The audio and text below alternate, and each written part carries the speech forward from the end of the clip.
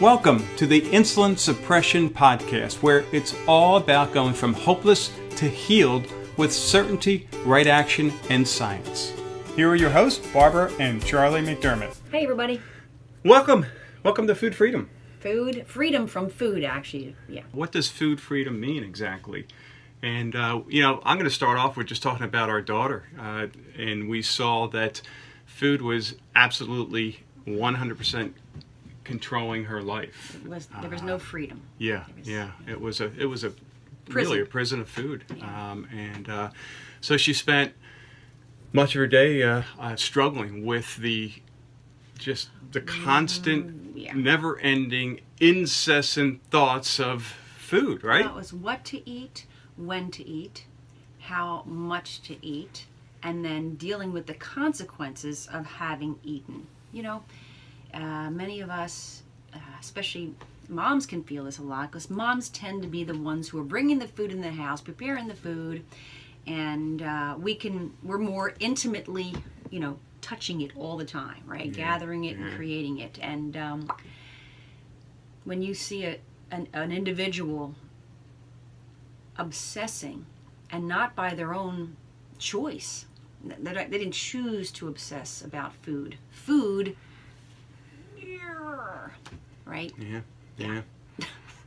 A lot of open-ended sentences there, everybody, but if it resonates, you're filling in your own blanks. You know what we are talking about, and we're not afraid to talk about it out loud anymore. It's something we kept quiet, because when you're struggling, it's hard to say, wait. I think there's a tendency to think it's just you. I'm different. I don't have willpower. It's me. I'm blaming yourself, shaming yourself. Why can't we do this? Why is food such a problem? Look at everybody else does it. They're fine, right? No. As we have. Jennifer's from Wakefield, Quebec, Canada. Out in the boat. I try to talk like a Canadian, welcome, but I don't. Jennifer. Welcome, Jennifer. Thanks for being here. How do you feel about food? Perhaps. And we're grateful for food, right? We appreciate food. My gosh, food is fuel. Food is family. Food is community. It's woven into our psyche, our culture, our religion, our spirituality, our love, relationships. We just want to flip it rather than having food control us, right? We want not even control food. We just don't want to make it a part of our lives. It's just like we just want food to no longer control us. Yeah. It's not about controlling anything, but.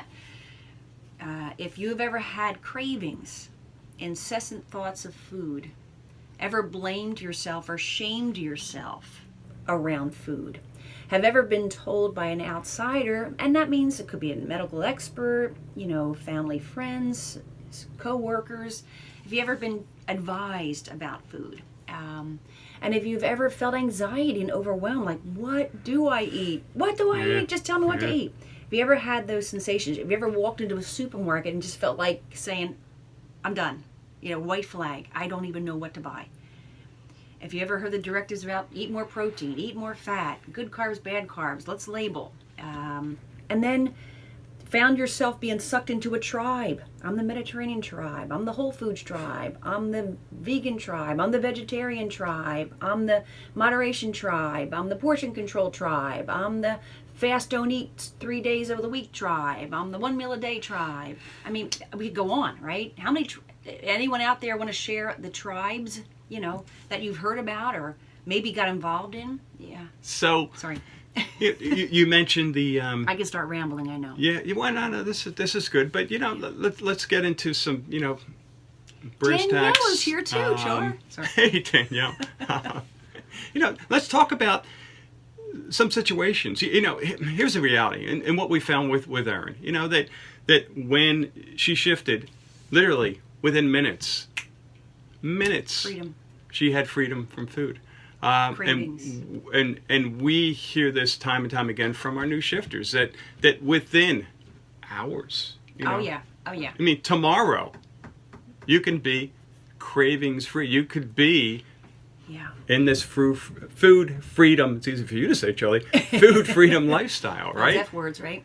But I guess we should describe what does it feel like to have food freedom or freedom from food? What is it? It's, well, first of all, those cravings, like literally the cravings that say, get out of my way, I'm going to the pantry, right? Those actually just dissolve, right?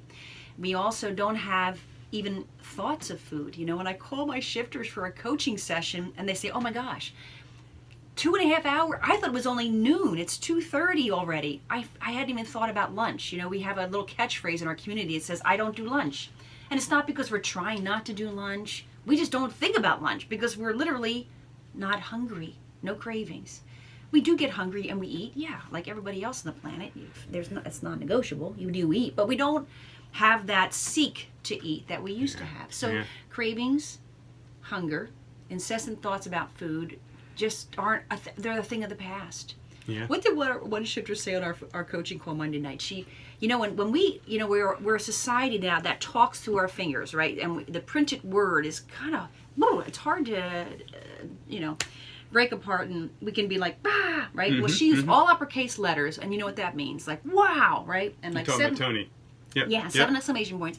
And she wrote the word inconceivable. And we're like, well, what are you talking about? And what she meant was, she was a cravings-driven, incessant thought, intrusive food, life controlled by cravings and just exhaustion and overwhelm. The supermarket was her, like, nightmare. Done. And the kitchen was a part of her home that she avoided. She literally hated, and I was through that. I went through that. The heart of the home was, for me, a hell. The kitchen. That's how bad the kitchen was for a while. But, so this woman, Tony, I'm using her name, she went food shopping when she hadn't even had lunch, so it was like mid-afternoon, and she said, I can't... Or breakfast. Or breakfast. I can't believe I went food shopping and I didn't have any of those demons on my shoulder. I knew exactly what to buy, and I felt light, energized. Yeah, that's the other part. You know, not only is calm, sane, not thinking about food, but she's feeling better. She's thinking about other things. She's more energized. Thinking about good things. Yeah, yeah. Right. But yeah. So she wrote at the end of that statement, inconceivable. She thought something like that could never be her life. We thought that for our daughter. I mean, I thought that for myself. I mean, not that, you know, I had a weight condition or a cravings condition, at least that I didn't know about. I had other conditions that were impacted positively. But my goodness, if you had told me years ago that you were going to wake up in the morning, not be hungry, come lunchtime, not be hungry, maybe have a snack early, mid-afternoon, still be able to work out on a regular basis and have more energy today at age 57 than I had when I was 27. It's madness. So we have Tony, and you know, what else can you say about this whole food freedom concept? I mean, again, if I were listening to this years ago without really being, you know, spending my day thinking about food, although I had my certainly challenges at nighttime, but how is this believable? You want to talk a little bit about the science? I know that, you know, part of just to start off, the challenge with the vast majority of the population, and if you're here, I would bet the farm that this is you, unless, of course, you know, like Judy, you're one of our shifters, is you're a sugar burner, as I was, as Barb was, as you know, Erin, our daughter, was. And when we are burning sugar for fuel, we have to remember, or at least educate ourselves, that sugar is a very, very short-lasting fuel. And it's messy. So, yeah, meaning it doesn't burn clean like fat. So I use the Chinese, you know, dinner syndrome. A lot of people can relate with that, and it, you know, doesn't matter. I'm not picking on Chinese food. You can use pick a culture. But the reality is, when we have Chinese food, half an hour later, what happens, right? We're hungry again, and it has nothing to do, again, with the Chinese food. It's simply when we're bringing in food that gets converted to glucose, sugar, quickly. Your body doesn't care whether it comes in the form of a Twinkie, a candy bar, a 133,000 grain loaf of bread, Chinese food, or whatever, right? Because the body is going to convert it into because it already sugar. Actually is. It already is just chains of glucose, which is the science word for sugar when it's operating as fuel for our body. And this is not about no bread. This is not about no Chinese dinners. This is not about no Twinkies, although I wouldn't recommend Twinkies. It's like a chemical food. But, what we love about what we've put together and we're helping people with is there is no food off limits. All food serves to some degree to keep us, fueled and alive. But you just understand how food impacts our body to be a sugar burner or a fat burner. So you talked about being a sugar burner, and we talk about there's only two fuels that our body operates. There's two systems, which is nice because it really makes things simple, doesn't it? Yeah. We're either burning sugar, glucose, or we're burning fatty acids, fat. Preferably the fat we're carrying on our body. Our bodies are designed magnificently to take in fuel and then just convert that fuel to a form that we can store and carry around with us. Here's the killer, though. We've been so led to consume sugar-based foods that our body is never able to access the fat we're carrying. And therein lies our demise. And it all has to do with, when you hear people talking about blood sugar, that literally is the food you just ate. So when someone says, I don't have a blood sugar problem, but they're carrying a spare tire around their middle, or they find themselves aging faster than their peers, that's a blood sugar problem. Okay? Food goes in, becomes sugar in our bloodstream, and when that level rises, and it will, and it even as a fat burner, it still does. We just know how much it does compared to those out who don't understand, But here's where that powerful I word comes in, and it's insulin. When insulin levels are raised because of our action, we don't even necessarily realize what the Chinese dinner is creating within us. And that's a whole another discussion. We can just break that all down, right? But insulin levels rise. And here's the thing. When insulin levels are up, the fat that we're carrying on our frame is in lockdown, non-accessible. So we can be exercising at the gyms that we used to own, right? We could be walking in pursuit of resolving a crisis, but we're never going to get out and actually reduce the amount of fat we're carrying because our body's going to stay in sugar burning mode and then create your cravings to go ahead and have some more. Gosh, how about Bob down the street? He would walk. I don't even know how many hours. He would just walk and walk in our neighborhood. Yeah, hours a day. One time we had a conversation. He says, I don't know why I can't lose this stubborn belly fat. I'm pre-diabetic. My doctor has me exercising. All I do is eat fruit all day. Notice the pause? Fruit is sugar. Fruit is not bad, but it's not going to get us out of a health crisis. Okay? And we just have to understand and know what all these different kind of foods represent. Yeah. So to be a fat burner more often than a sugar burner, it's imperative that we shift how we're eating. Yeah. Yeah. You want to talk a little bit about the roller coaster ride of blood sugar and what that does to cravings and the concept of food freedom, really. Yeah, well, and I kind of mentioned that when we consume food, especially when there's a lot of glucose or fructose, sucrose, even lactose. That's the Crow's family. The Rose family, yeah. It elevates blood sugar because it is blood sugar. It becomes blood sugar. It's not like, oh, this makes my blood sugar rise. That is the blood sugar. Okay, that's another little thing that people can't necessarily grab a hold of. I know I didn't.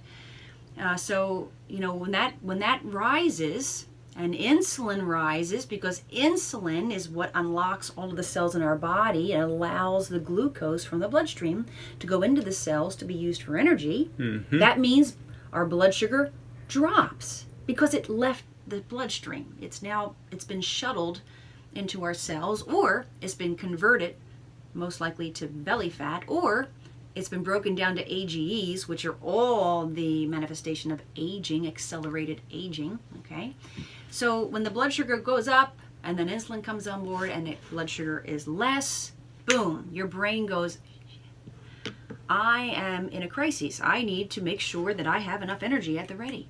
and it triggers that craving. So boom, there's the really 5th grade version of the simplified science of cravings. Yeah. That's why I always say cravings are chemistry. It has nothing to do with you and your willpower. Has nothing to do with the tribe of food eating that you adhere to. It's about understanding how to eat really more fat again and balance it out with your protein and carbohydrate.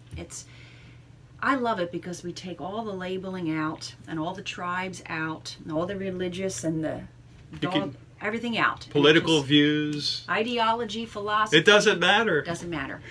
Yeah. And then when you eat more fat focused, everything else just starts to fall into place. Because what? Carbohydrate, no matter what kind of carbohydrate, 100%, boom, impacts blood sugar and stimulates insulin. Boom. Protein, yeah, also impacts blood sugar and stimulates insulin. Carbohydrates, so up here. I can't even see how high my hand is, right? Protein is about here. Guess where fat is? See this hand? Fat's down there. Fat doesn't stimulate insulin. So really it all comes down to understanding the hormonal impact of our health. So, back decades ago, you'd hear jokes about Aunt Mary. Oh, she had a glandular problem, or her weight was a hormone problem. That's correct. That's actually true. And for those of us who this is resonating with, and this is something that hit home for me, was we all have an insulin belt. We all have a marker of how much of a presence insulin is in our lives, and we just put our hands around our waist. That's our insulin belt. So if we're carrying, even if we're slim and we're carrying extra here, I'm carrying some extra here. I'll show you. Okay, we all carry some, but this gives us a reference point. Okay, but then there's also an invisible reference point, because not only does insulin trigger belly fat creation, the reason it does that is because the cells around our middle are more sensitive to insulin than the cells around my ankle. Okay, sorry. It's a good thing they can't see. Because when you think about it, we're not going to carry fuel around our ankles. That would be hard to walk through life, right? We're going to carry fuel around our middle. Like if I'm carrying my books to school when I was a kid, I wouldn't drag them on the floor, right? I'd put it right here. I'd carry it right here like a child. We'd carry things here. So we're just created to carry our fuel, our jet fuel, around our middle. So our cells around our belly are more sensitive to insulin than others. So are cancer cells, by the way. They're exquisitely sensitive to insulin. Okay? So this is why we will develop this area first with fat. Okay? And that fat was blood sugar, was carbohydrate, and some protein. Okay, so that's why. Where was I going with that? We all have an insulin belt, so that's where we understand how prevalent insulin is in our lives by that insulin belt. Yeah. Oh, but the other one was, not only does insulin trigger fat storage, it just took sugar, which was one form of energy, and helps to convert it. Triggers the converting. And we're not going to carry sugar around. We're going to carry that energy as fat, because then that's clean burning, long lasting. Okay? But oftentimes we have way more than we need. So then insulin will also trigger a chain reaction of breakdown. Let's take that sugar and break it down. Have you ever noticed that people who are struggling with this also tend to hold water? Our body starts to try to dilute the sugary mess that we have inside of us. The sugar's got to go somewhere. Yeah. And we break it down. We don't break it down. Our body breaks it down and forms these AGEs, advanced glycated, that means sugary, end products. The sugar in our bloodstream gets broken down and sticks to proteins in our body. Ow. Okay? But it doesn't really hurt. You don't feel it. You don't feel it. That's the accumulation of sugar on your proteins. That's failing eyesight. That's neuropathy. That's atherosclerosis in my blood vessels. Okay? That's aging. Hair, skin, nails. That's Alzheimer's. She said that's Alzheimer's. It's Alzheimer's. So again, we're sharing this science in a conversational way. Okay, you can read some big books from big doctors saying big things, and we kind of break it down and make it like conversational, because that's where awareness and understanding can actually take root. So to any of you experts out there, apologize for my 5th grade version of that, but that's really what it comes down to.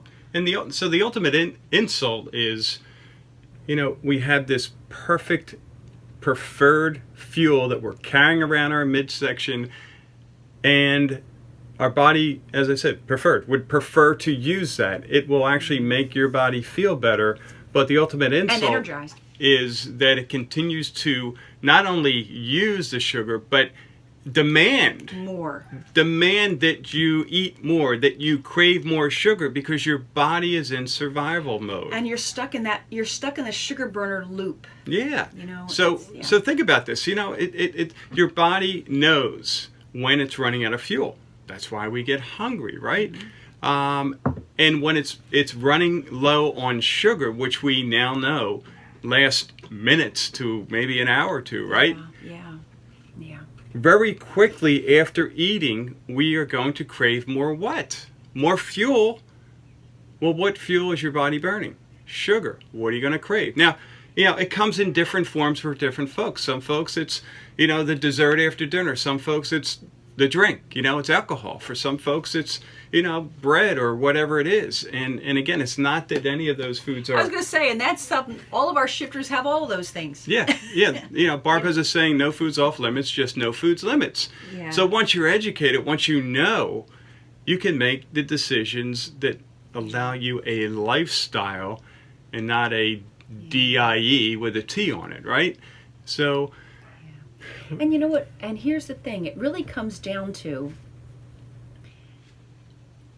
more often than not, consuming more fat than protein, and more fat and protein combined than carbohydrate. We eat all of those things. We eat fat, we eat protein, we eat carbohydrate. We just know how to proportion it so that it works to serve us rather than to sabotage us. It's that simple. It's really that simple. So the takeaway here is, take a look at what you're eating if you're having some fisticuffs with food, and start paying attention to the fat, protein, and carbohydrate. And it could be like, oh my gosh, I was eating more carbohydrate than protein, or I was eating more protein than carbohydrate. There's that happening too. Yeah, we hear that a lot. And you might hear this catchphrase, don't blame the butter for what the bread did.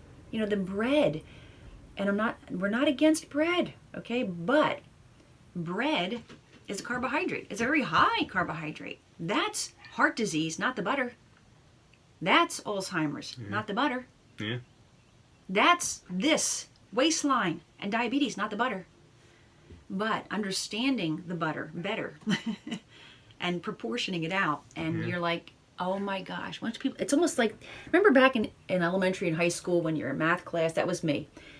And you just were sitting there saying the word crikey over and over, whatever your word was, like, I don't see it. I don't get it. And everyone's just cruising along.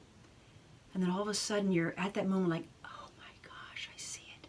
Like the pixelated pictures where everyone's saying, can you see the eagle? Can you see the eagle? I'm like, I'm not seeing anything but blurred. And then it all becomes crystal clear. Yeah. That's food freedom. Yeah.